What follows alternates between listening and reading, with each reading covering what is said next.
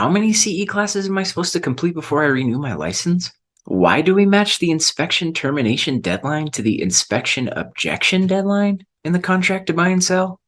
Are loan costs really decreasing for first-time homebuyers? Are there seriously signs of a decrease in inflation? Stay tuned and I'll tell you in this episode of Equity Colorado's Monthly Minutes Vlog.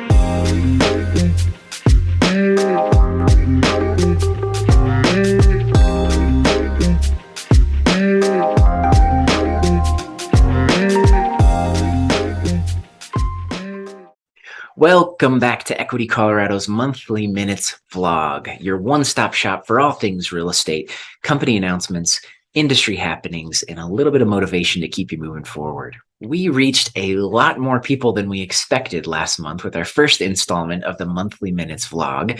And of course, this series is to keep equity agents informed about company announcements and, things that are happening in the industry. But we hope that this will be a resource for other real estate professionals in the Colorado area who could benefit from what we've got going on here at Equity. So if you're watching this and you're not an equity agent, I wanted to quickly tell you about us. We are a top 10 Denver Boulder Brokerage with nearly 600 agents in the state of Colorado. We're the 17th largest independent brokerage in the nation, and our value proposition, really affordable fee structure at just $4.99 per transaction, $59 per month. And we pack a punch when it comes to services and really personable, outstanding support. And we give you the best technology in the industry, including kvCORE, the industry's #1 CRM and agent website provider. That system is $500 a month if you were to go create an account for yourself. And equity agents enjoy that system for free at no extra cost, just $4.99 per transaction and $59 per month. So that's our quick little story. We love to share our story and we want to hear your story as well. So if you can benefit from what we're doing over here at Equity, don't hesitate to reach out. I'll be happy to schedule a consultation with you and give you the overview of who we are and what makes us so unique. So now that we've gotten that out of the way, let's move forward with some company announcements. So first on our list, E&O insurance. It's that time of year where you're receiving mail that says purchase an E&O insurance policy for 2023. And I just wanted to quickly remind you that equity agents, you do not have to purchase an E&O policy. We provide E&O insurance to all equity agents at no extra cost. So that's about a $400 per year savings for you guys. So ignore any mailings you see. Do not purchase E&O because you'll have double the policies and you don't need that. So Equity renews the E&O insurance policy on the 27th of November each year. So keep an eye out in the weekly update in our Facebook group. We will be posting that new policy along with instructions on how to upload that new policy to your DORA profile. And that needs to be completed by January 31st. To prevent your license from being automatically inactivated from the Division of Real Estate. And if that sounds scary to you, good, I'm glad I caught your attention. Yes, you have to upload your E&O insurance policy every year. So that is why it's so important to watch out for our weekly update emails that go out every Monday at 7 p.m. So if you're not receiving that, shoot me a message, let me know, and I'll take a look and make sure that you're on our mailing list. And next, in case you missed it, Todd and Stacy provided a great 45-minute overview of the 2023 contract changes that will take effect January 1st. And if you missed that video, you can catch it in our YouTube channel or it's pinned to the top of our Facebook group, which I've included links below. Take a look at that course. There weren't too many substantial changes, but there were some good things. And Todd and Stacy did a great job of giving you the quick overview. The next piece I wanted to tell you about, we've established a date for our 2023 annual commission update course. And as you know, maybe you're a newer agent and you're just hearing this for the first time, all licensees in the real estate industry are required to take one annual commission update course every year throughout the 3-year license renewal cycle. So this is a course that everybody needs to take. And the benefit of taking it with us, with Todd Schuster, our employing broker, will be teaching this class from 9 a.m. to 1 p.m. That's 4 CE credits. And the big benefit of taking it with Todd, obviously he keeps the content fun. He goes through some examples, some real life scenarios of mistakes and other happenings that have happened out there in the real world, and then ties all of that information into our policies and procedures. So you get your direct employing brokers' thoughts and opinions on the matters that are being taught in the ACU annual commission update course. So mark your calendar, register for that course. We are promoting that course in the Facebook group and in that weekly update, and you do need to register. It's free for equity agents, and that'll be over at the Smedra building, free for equity agents, 9 a.m. to 1 p.m. We can't wait to see you there. Let's pack the house. And to be super thorough and make sure that you're aware of all the new systems, all the new things that we're trying, we try to switch things up and keep content, keep information coming to you in creative ways. So I want to make sure that you didn't miss Todd and Stacy's monthly market overview video. This is a video where each month, the second week of each month, Todd and Stacy provide a detailed breakdown of the DMAR market stats. And right now, that video can be accessed in the Facebook group. It's pinned to the top again, or right here in our YouTube channel. And I've included a link somewhere here or down here. So be sure to click that link and watch so you can articulate what's happening in the market when you're talking to your clients. And last but not least, some other quick housekeeping items. I wanted to quickly highlight our annual Power Professional Awards Luncheon Ceremony. This is an annual event that we host for agents who have closed 12 or more transactions in a year. So if you're expecting to close 12 transactions in 2022, please keep an eye out for an invite to our annual Power Professional Award Ceremony and save the date. That is going to be on, January 18th, reviewing my notes here. So invites, location, all of that information will follow.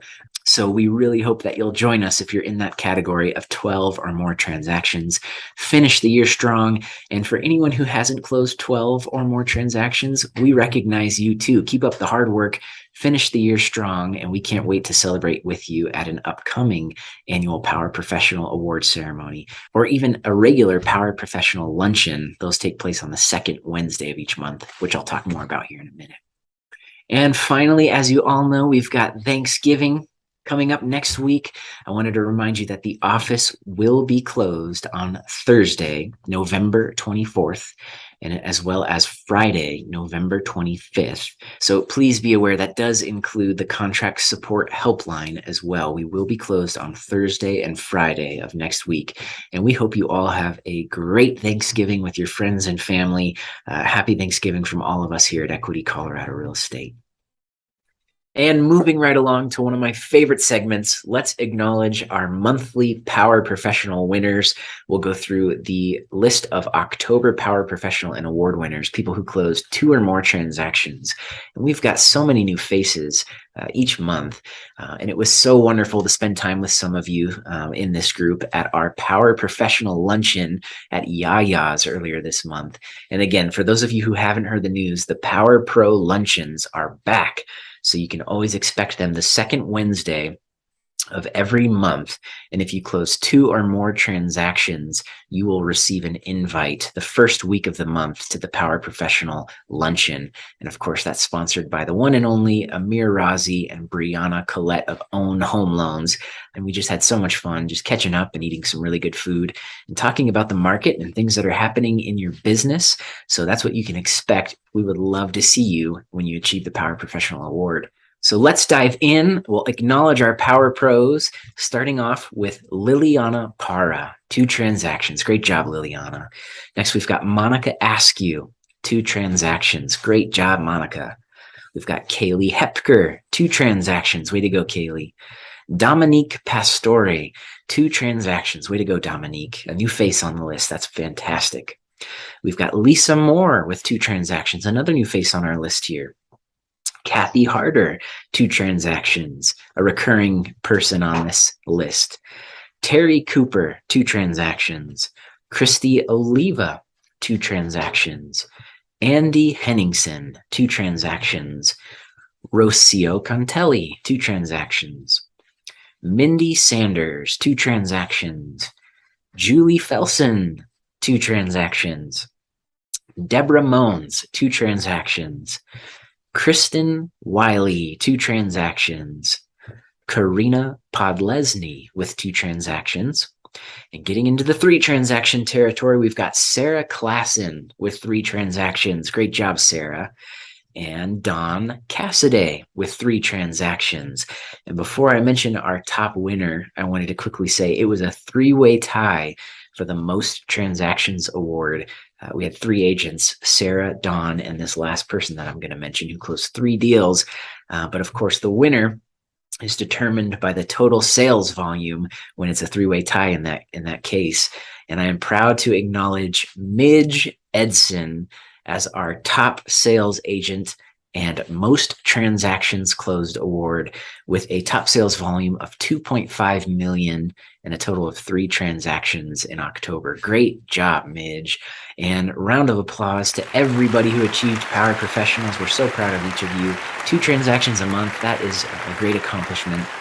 And for anyone who didn't achieve Power Pros, again, we see you. We know how hard you're working on your business out there, and we can't wait to celebrate your achievements when you do close 2 transactions in 1 month. So next on our list, we always try to keep you informed on what's happening in the mortgage world, and there are some exciting things to talk about today. As I stated at the beginning of this video, we are seeing some signs of a decrease in inflation, which is a wonderful thing for buyers. They just might catch a break with these slightly higher interest rates we're seeing. And some other exciting news, for first-time home buyers, we're seeing a decrease in loan fees. So we have our very own in-house lender, Amir Razi, with Own Home Loans, who will be providing some insights on these 3 topics. And without any further ado, I will send it over to you, Amir. Thanks, Paul. So there have been 2 fairly significant events this month that have helped push the cost of homeownership down, especially for first-time home buyers. The first is that the Federal Housing Finance Agency, which governs Fannie Mae and Freddie Mac, has removed loan-level price adjustments for first-time home buyers who fall within certain area median income limits. What is a loan-level price adjustment, and what are those income limits? Well, in most of the Denver metro counties like Denver, Douglas, Arapahoe, and so on, that area median income is actually about $140,000 a year. That's 120% of the area median income, which really includes a lot of potential home buyers. Now, what is a loan level price adjustment? Well, it's a fee that Fannie Mae and Freddie Mac charge to all lenders that gets passed through to a home buyer. So whether the buyer goes to Chase or Wells Fargo or even uses Own Home Loans or whoever, these same fees apply to them and increase the cost of buying a house. Now, these fees either get paid as discount points or they're built into the interest rate that a particular lender offers and are assessed based on a lot of different criteria, but can be affected like things like their credit score, down payment amount, property type, and so on. And they can really add up. Sometimes they can be over 3% of the loan amount. Now, 3% of the loan amount or 3 discount points is not the same thing as a 3% reduction to the rate. So if you tried to equate it to an interest rate, maybe your rate would be 1.5 points lower or more in that scenario, depending on the loan program, lender, and so forth. Now, keep in mind that that isn't exactly what everybody would get. It kind of depends on the buyer in their scenario, but even if the buyer doesn't get that much of a rate reduction, they could be 1/4 point lower, 1/2 point lower, and so on, and that translates into hundreds of dollars a lot of the time for a lot of home buyers. It really just kind of depends on what the rate is. Now, speaking of interest rates, this leads me to the second thing, which is the Consumer Price Index came in last week, much lower than expected. This was arguably the first biggest data point that inflation may be finally coming down, and the market had a huge reaction with mortgage rates experiencing one of the biggest single-day reductions ever. Now, that was last week, and this week we are experiencing a much more normal rate environment with rates going up and down instead of just purely going up as we had kind of been seeing for several weeks and months. So inflation may finally be coming, or finally getting under control. And how can you use this to help your business? Well, in short, this is a great time to reach out to first-time homebuyers who are on the fence waiting to see what happens. They may qualify for a much lower payment. And when you combine that lower payment with the current real estate market that is much more buyer-friendly, you could have some good opportunities in your CRM or in your database. So it's a great time to reach out. If there's anything you'd like more detail on, or you would like to delve into this in a much more detailed fashion, or just get some ideas on how to reach out to buyers, please reach out to me. I will be happy to help you. And I am going to send it back to you, Paul. Thanks so much. Thank you so much, Amir. We really appreciate you keeping us updated with what's happening on your side of the business. And if you have any questions, don't hesitate to reach out to Amir Razi and Brianna Collette of Own Home Loans. They're just fantastic. So our next order of business, it's that time of year where you're probably thinking of continuing education, and you might have that uh-oh moment where you think, uh-oh, am I up to date on my continuing education? Am I going to get in trouble by Dora because I didn't complete a class? So as always, as we do a couple times per year, I wanted to quickly run through the continuing education requirements for all new licensees. So there are some caveats if you received your license this year in 2022, which I will talk about at the end of this segment. But let's go to the drawing board, shall we? So I am going to draw a little graph here. And this timeline represents the 3-year license cycle. We've got our first year, we've got our second year, and we've got our third year. So every year, all licensees must complete the mandatory annual commission update course once per year. It's a 4-hour class. So we're going to type down ACU in the first year. So the first year, 1 annual commission update course. And the second year, we need to complete another annual commission update course. And in our third year, we need to complete another annual commission update course. So that's 3 classes times 4 credits for a total of 12 credits throughout that 3-year cycle. So what about the other credits that we need to knock out? Well, along that 3-year renewal time period, all licensees are required to take an additional 12 credit hours of elective courses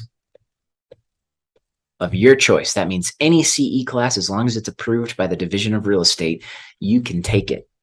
And so you just need to scatter those 12 additional credits throughout that 3-year renewal cycle, which comes to 12 credit hours for a total of 24 credits throughout the 3-year cycle per 3-year cycle. So to quickly summarize, you need 1 annual commission update course once per year for 3 years, which totals 12 credits of those annual commission update courses. That's the course that we'll be teaching on January 23rd with Todd Schuster next year, 2023. Take it with us. It's more fun that way. And then in addition to those annual commission update courses, you also need 12 elective credits of your choice. And a quick plug, if you click on the training section in Elevate, we have access to tons of free CE classes through Thrive Real Estate, including the annual commission update courses, as well as some electives that you can take to satisfy these requirements. So the other talking point here is that you must store your certificates of completion for every single course. It is the responsibility of each agent to hold on to those certificates. And Dora, in some ways, are hoping that we licensees forget to store those CE certificates or forget to take our classes, because that means they can collect fines from us for not completing these continuing education requirements. So whatever you have to do to keep those certificates, keep the physical copies, scan them in, save them on a desktop, save them on a hard drive, back them up somewhere, because if you're randomly selected in an audit, Dora, they're not going to show you any mercy. They're going to hit you with a fine, and you're going to have to take some additional classes to make up for the classes you did not complete. So I believe that covers most angles. Another question we commonly get, do I have to provide my CE certificates when I renew my license? And the answer to that is no. When you log in to renew your license at the end of your 3-year cycle, you do not have to upload your CE certificates. Instead, Dora randomly selects licensees in their continuing education audits. And they usually do that retroactively. So they're going to look at the 3 years prior, the cycle 3 years prior after renewing, and they're going to ask you to provide all of your CE certificates as well as a spreadsheet outlining the classes that you've taken. And you will know when you get audited. You're going to get an email. You're going to get a physical letter in the mail. Todd, Stacy, and I, we receive letters here at the office as well, and we'll pass those on to you. So be prepared and make sure you're staying on top of this, because we've seen fines from $250 all the way up to $500. And you might have to sit through a 24-hour broker reactivation course if you miss an annual commission update course or fail to complete those classes. So as I mentioned, there are some caveats. If you received your license this year in 2022, when you submitted your license application, there was a big text box in red font. If you're applying for your license in 2022, you do not need to show proof of continuing education requirements for the period of 2022. So the first couple of months, or the first months of your license activation in 2022. At the end of this year, you are going to have to renew your license, and that applies to anybody who received their license in 2022. You're going to renew your license on December 31st of this year, 2022, which will then throw you in to that 3-year license renewal cycle that we just went through in our example here. That is when your continuing education requirements begin.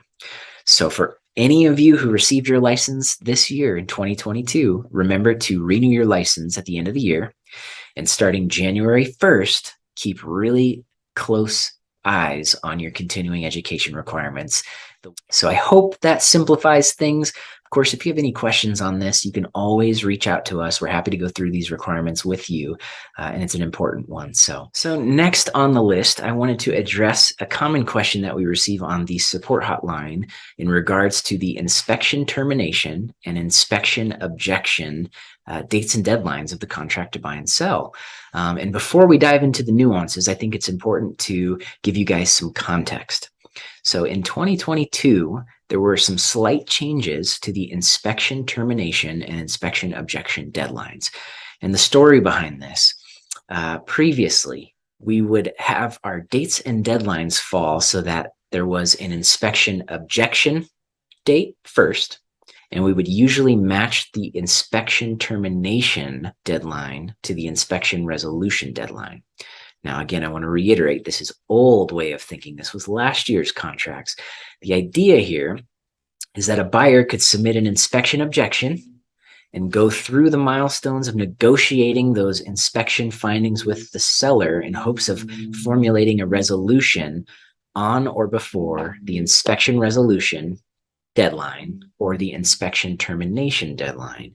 And if an agreement didn't come to fruition, the buyer had the option to terminate the contract using the inspection termination deadline.